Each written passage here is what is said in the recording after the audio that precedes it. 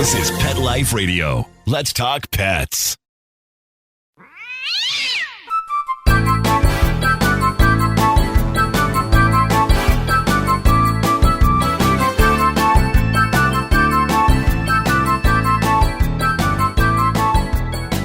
Hey there, cat lovers. Welcome to 9 Lives with Dr. Cat. I'm your host, Dr. Catherine Prim, and I'm a small animal veterinarian and crazy cat lover. Today, I have a really exciting episode for you. We're going to be talking about a topic that's gaining a lot of attention in the veterinary world and beyond, telemedicine. So as our technology evolves, the way we care for our pets is kind of changing too. And I have 2 incredible guests with me to help us unpack what telemedicine means for veterinary medicine. So we're going to take a quick break and come right back. Hey there, cat lovers. It's Dr. Cat from 9 Lives with Dr. Cat. You know the expression, cats have 9 lives. Well, what if you can give them one more? The Give Them 10 movement is on a mission to help give cats an extra life. How? With spay and neuter. Spaying or neutering your cat helps them live a longer, healthier life, and it helps control free-roaming cat populations too. Learn more about the benefits of spay and neuter and meet Scooter, the neutered cat, at GiveThem10.org. That's GiveThem10.org. Let's Talk Pets on PetLifeRadio.com.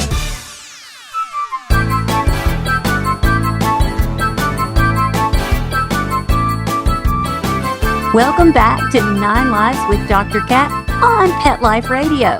Today, first we have Steve Dale. He's been a guest with us before. Steve is a certified animal behavior consultant and kind of a household name in pet advocacy. Thanks for being here, Steve. Oh, it's always a pleasure to talk with you, Dr. Prim. So much fun. We also have Dr. Gail Golab, who is the Chief Veterinary Officer at the American Veterinary Medical Association. She's an expert in veterinary standards and practices, and we're really excited to welcome her to 9 Lives today. Hi, Dr. Golab. Good morning, Dr. Prim. It is such a pleasure to be here. I've been looking forward to this, so can't wait to get started. Well, I'm really excited. I want to go ahead and dive into veterinary telemedicine, and there's really a lot for us to talk about. So I want to start, Steve, you're always really kind of the voice of pet parents, and you talk to a lot of pet parents and really veterinary professionals. So what have you been hearing about telemedicine? Well, telemedicine is increasingly being utilized, which not only in veterinary medicine, but for ourselves, right? It began during the pandemic. The American Veterinary Medical Association says, yes, it's a great idea. However, there are parameters, and that is a veterinary client-patient relationship. You know, there are so many direct-to-consumer choices regarding telemedicine. I mean, you buy everything from carpeting to a car, and certainly certain pet products like pet insurance, and you may get 6 months or a year of free telemedicine. But there are so many concerns I have. Dr. Prim, I've got a question for you. So someone calls you who you've never met their pet before, you have no records in front of you, and the question is, my cat is throwing up. I want a diagnosis, I want a prescription, and I want it right now. How do you do that?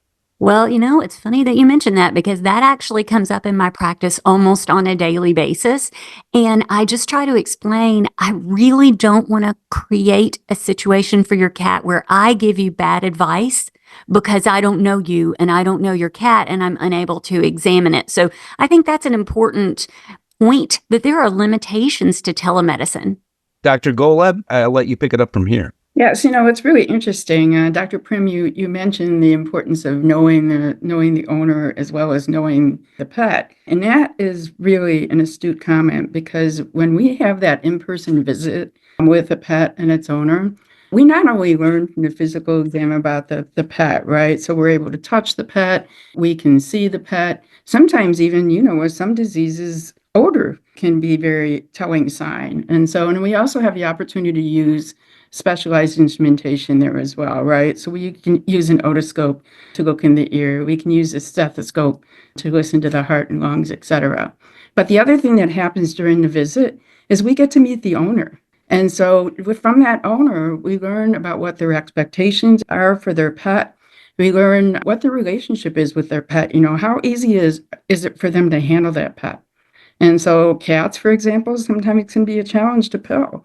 And so if we're having challenges like that, we need to know that so that we can recommend a treatment plan that actually works to help that pet, but that the owner can also undertake. And so that in-person visit is just incredibly important. I agree. Yeah, so I want to jump in here for 1 second. I believe Dr. Golab would agree telehealth is a good or great idea. The issue is, have you met that pet before? Have you met that client before? And do you have the records of what happened in front of you? Because clients don't always remember everything. 5 years ago, I thought I was given this pill, but maybe it was that pill. I'm not sure. Or my cat had an adverse event, a reaction to whatever it was, but I don't remember what it was, Or they get it wrong, which means you're going to get it wrong. So knowing the pet, knowing the client, and having the records in front of you of what has happened historically with that animal, I say is incredibly important. And I just want to follow up on that a little bit, because once you have all that information, and particularly if you have a cat or have an animal, for example, with a chronic illness, say something like diabetes, being able to combine in-person visits with the use of telemedicine is amazing, because you can actually easily check up on that pet with its owner, see how the pet is doing. And sometimes you can find out things about issues with administering medications, or maybe things aren't quite perfect, and so an adjustment may be needed.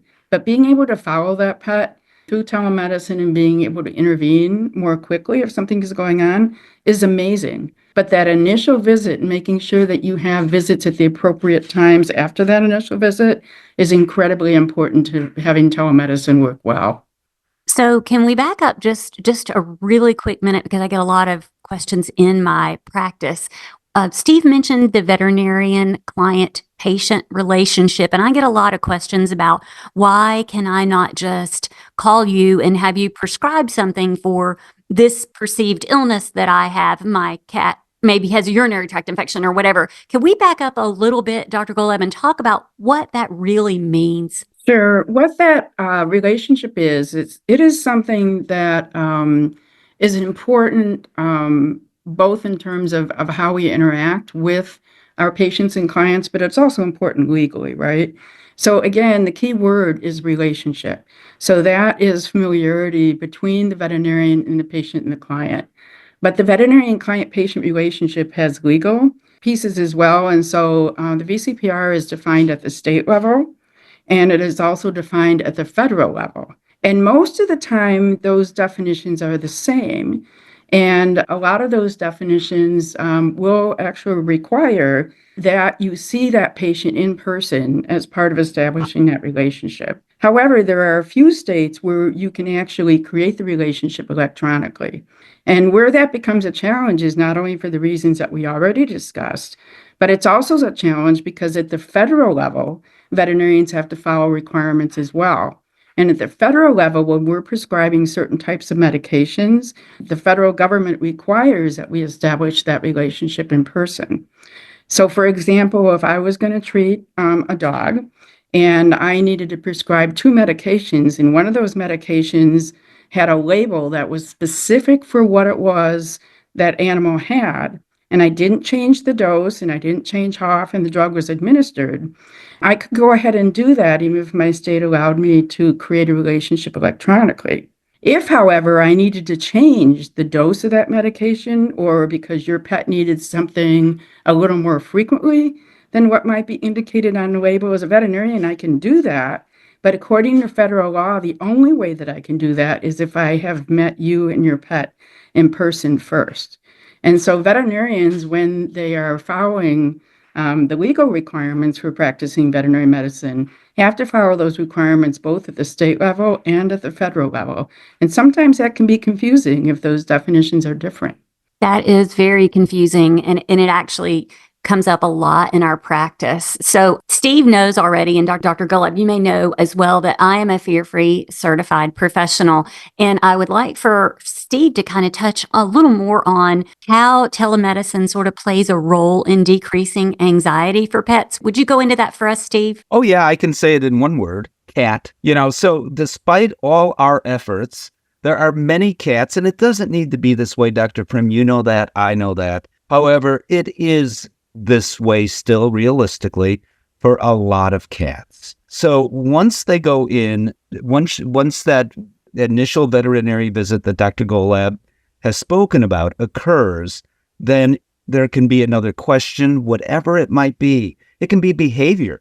Behavior is a wonderful, wonderful thing to do as far as telemedicine is concerned. You already know the pet. You already know the scenario.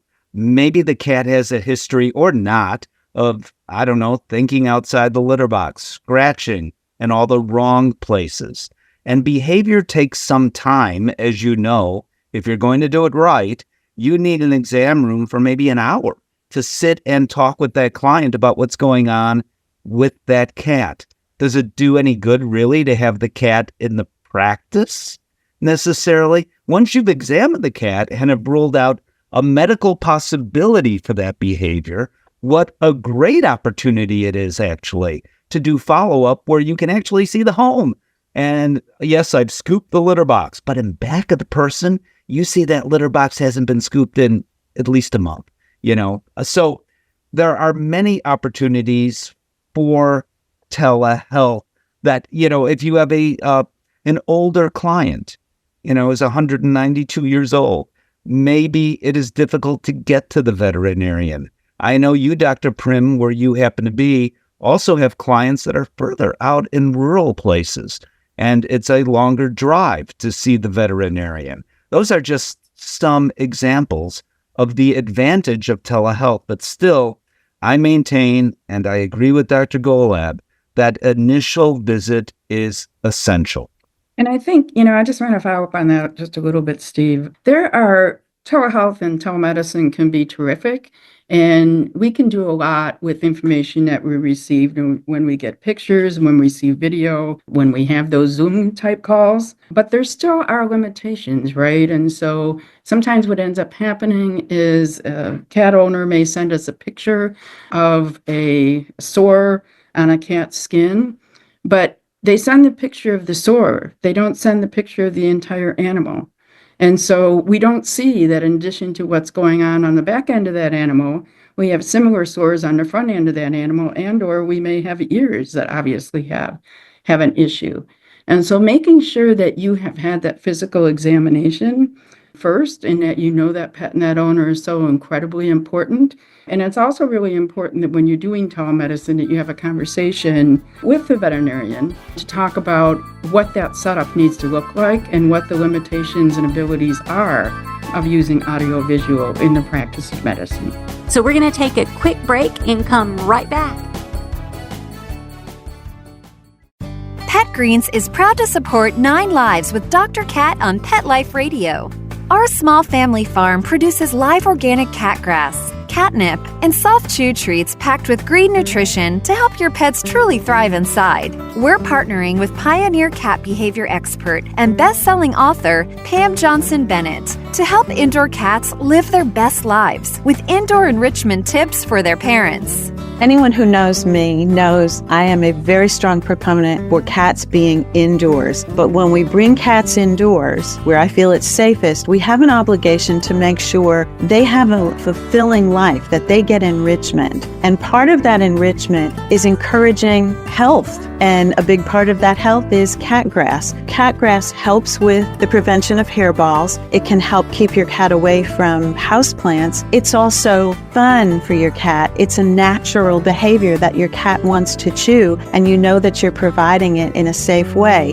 For more information on the benefits of cat grass and catnip for your cat's indoor enrichment, visit petgreens.com.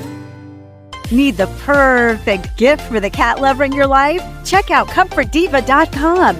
We have cat-tastic gifts to make you smile, like cat-themed tote bags, kitchen towels, quirky mugs, and stylish t-shirts. For holiday gifts or anytime, ComfortDiva.com has it all. Treat the cat lady in your life to something pawsome and save 20% with coupon MEOW20. Visit ComfortDiva.com today because every cat lover deserves a little comfort. ComfortDiva.com, where comfort meets catitude. Let's talk pets Let's talk pets on Pet Life Radio. Pet Life Radio. PetLifeRadio.com.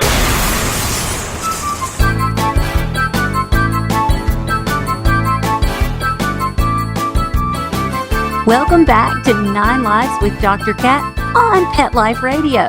Today, we have Steve Dale and Dr. Gail Golab. So I'm going to bring out the elephant in the room, and neither one of you may have anticipated, but I think that Steve mentioned something about like allowing an hour for this consultation in an exam room and so on. Can we talk a little bit about how veterinarians actually still need to be reimbursed for the time that they spend on a telemedicine visit? Maybe Dr. Golab could weigh in on that. Sure. And there's no question about that, right? Whether we are meeting with a pet owner in person or whether we're meeting with that pet owner online, we are providing expertise to that pet owner, and that expertise is valuable. And so we need to appropriately be compensated for that. Sometimes, although some of the telemedicine visits may take a long time, particularly in the behavior area, there are going to be situations where that telemedicine visit may actually be shorter. And because of the time, for example, that is saved for the pet owner, and also it can create some efficiencies in the veterinary clinic as well. So it can be kind of a mixed bag. It certainly can be situations where a telemedicine appointment may be less expensive for the pet owner. At the same time, depending upon the amount of time that's involved, that might not be the case. But I think it's really important that what we're talking about here is not necessarily the type of visit, it's the value in that visit. And that veterinarian is providing value, whether they are meeting with the pet owner in person or whether they are meeting with the pet owner online. Thank you. That's helpful. So, Steve, how would you advise someone who asked you if telemedicine could meet the needs of their pet? That's a broad question. So I think what we've described is, it depends what those needs are. So if you could rephrase the question, it would be helpful. I'm not sure what you mean. So what if someone that you ran across said, my cat has a sore, just like Dr. Golab was mentioning. Is there any way for me to avoid seeing a veterinarian for this sore? Maybe could I do a telemedicine visit or something like that? What would you recommend to them?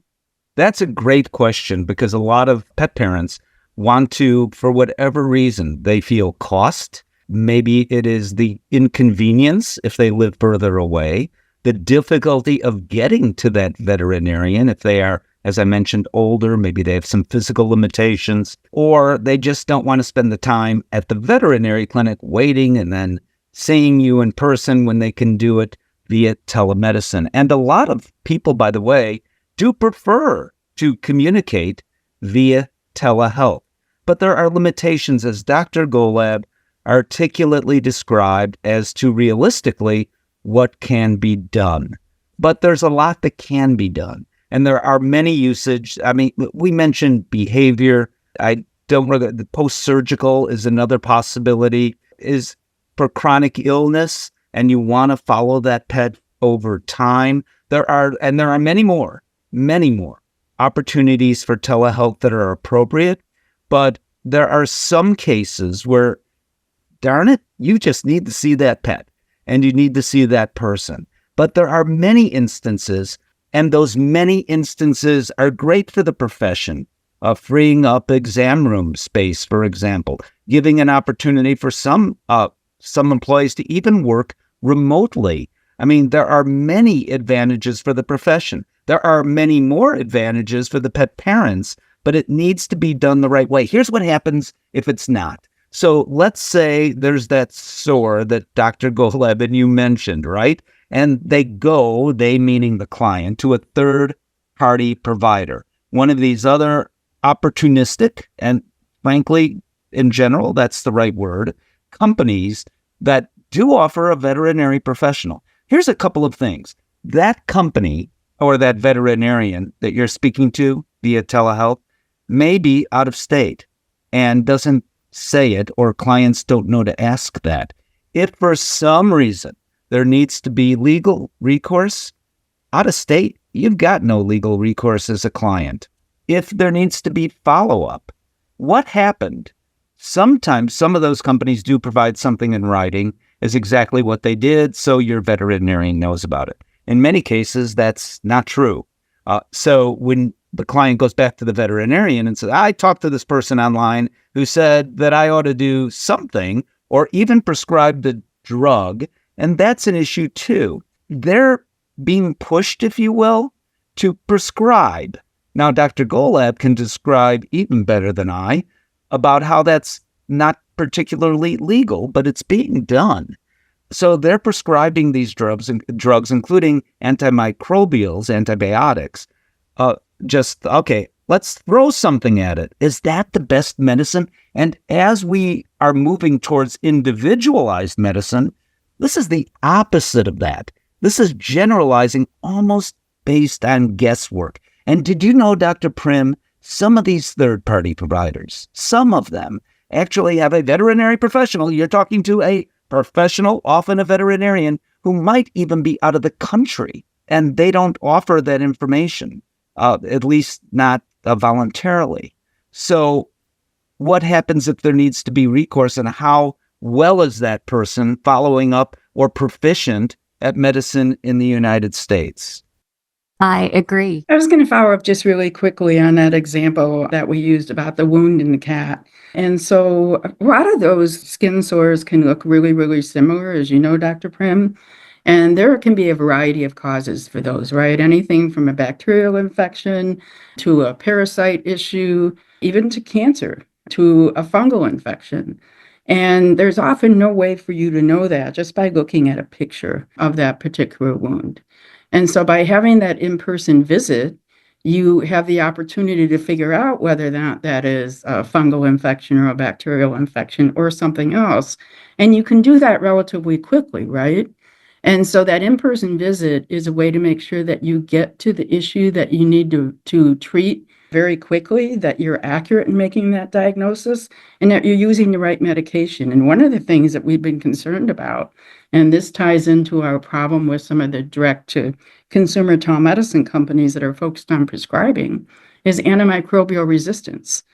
In veterinary medicine, we're working really hard to make sure that we are being good stewards of how we use antibiotics. And so making sure that we get that right the first time is important, not only for your pet, but it's also important to protect our use of antibiotics and make sure that those are effective not only for animals, but also for people. So we want to make sure that we get that diagnosis and the treatment plan right from the beginning. And then we can use telemedicine after that to follow up on that treatment plan. That is an excellent point, because I feel like as a veterinarian, I do more than just look. And many times when I see a wound, for example, maybe there's sedation involved and clipping and cleaning and obtaining samples for culture and diagnostic things. So telehealth and telemedicine are just not a substitute for that. And I wanted to make sure that my listeners today heard that from both the experts. So I think it's a hybrid. It's a tool that helps us do better. Would you agree, Steve? Absolutely, it's a tool. And it's a wonderful tool for all of these things that all of us have mentioned in this conversation. And there are other examples, other ways in which we can use telehealth.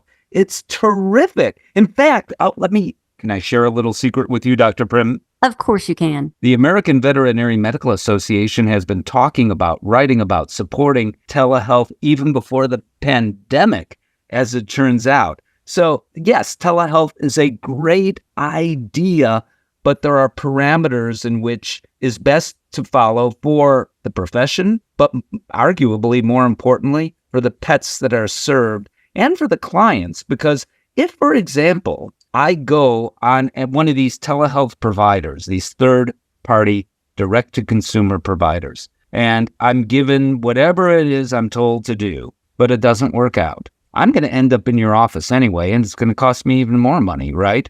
So it doesn't necessarily save money if you go to these third-party or direct-to-consumer providers. It can, and often does, cost clients more money. It gets confusing. And by the way, in some cases, the pet really does need to be seen in person, and meanwhile, it hasn't been seen in person.